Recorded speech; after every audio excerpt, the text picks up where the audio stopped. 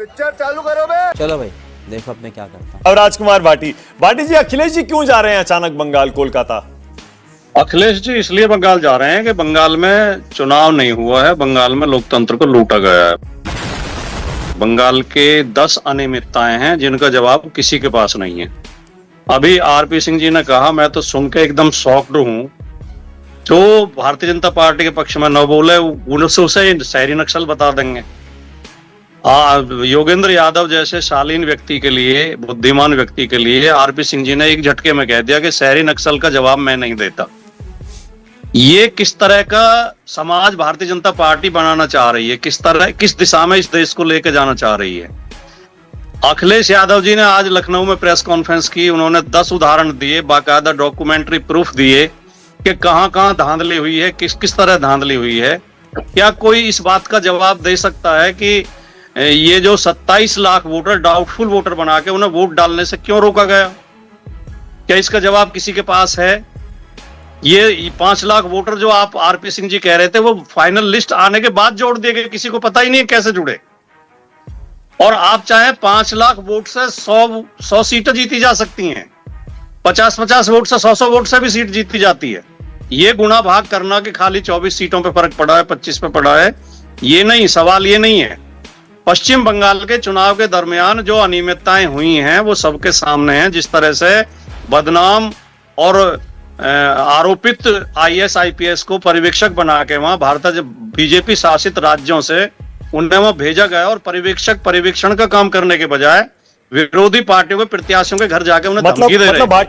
मतलब भाटी जी, अखिलेश जी ममता बनर्जी के साथ खड़े होकर कोलकाता में यही कहेंगे कि ममता जी बिल्कुल ठीक कर रही हैं इस्तीफा ना देकर? रुक नहीं, देखिए कि इसमें कोई संवैधानिक संकट पैदा होने वाला नहीं है। मुख्यमंत्री नए चुन लिए जाएंगे, शपथ हो जाएगी, इसमें कोई संवैधानिक संकट है नहीं। ममता बनर्जी अपना एक राजनीतिक संदेश दे रही हैं। मानक जी, जब हम कहते हैं बाद में 2-4 महीने बाद हम कहेंगे कि बंगाल में धांधली हुई थी, तो एंकर हमसे सवाल करते हैं कि आपने विरोध क्यों नहीं किया था? नहीं, कोर्ट में विरोध क्यों नहीं दर्ज करा रहे हैं? कोर्ट में विरोध क्यों नहीं किया था ये कहते हैं हम तो, क्योंकि जो लोकतांत्रिक रास्ता है वही तो चुनेंगे ना। तो रुको जरा, सब्र करो। देखिए, राजनीति में सबसे बड़ा कोर्ट जनता होती है, सबसे बड़ा न्यायालय जनता का न्यायालय है। जनता के बीच में संदेश जाना बहुत जरूरी है। जनता को ये बात पता लगना बहुत जरूरी है कि क्या क्या अनियमितताएं हुई हैं और किस किस तरह की गई हैं। जिस रास्ते पर भारतीय जनता पार्टी चल पड़ी है और जो भारतीय जनता पार्टी एक देश का माहौल बनाना चाह रही है, आरपी सिंह जैसे शालीन और प्रबुद्ध प्रवक्ता जो बहुत अच्छे व्यक्ति हैं, सज्जन व्यक्ति हैं, उनकी जब भाषा ये हो जाए कि शहरी नक्सल्स को हम जवाब नहीं देते, तो समझ लो ये पार्टी पूरी तरह सड़ांध की तरफ जा रही है, नंगा करके नहला रहा है। इस पार्टी में अब कुछ अच्छा बचा नहीं है।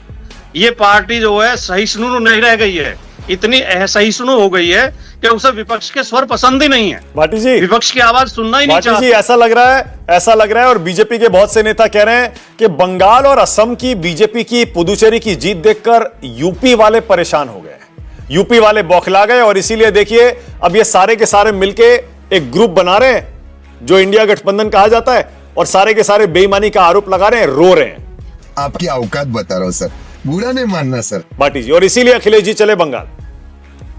नहीं, हम परेशान तो जरूर हैं, लेकिन हम यूपी को लेकर परेशान नहीं है। हम पश्चिम बंगाल में जिस तरह से लोकतंत्र को लूटा गया उसको लेकर परेशान है।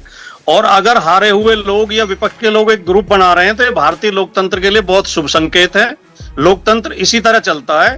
भारतीय जनता पार्टी ने भी अपना ग्रुप बनाया हुआ है जिसका नाम NDA है।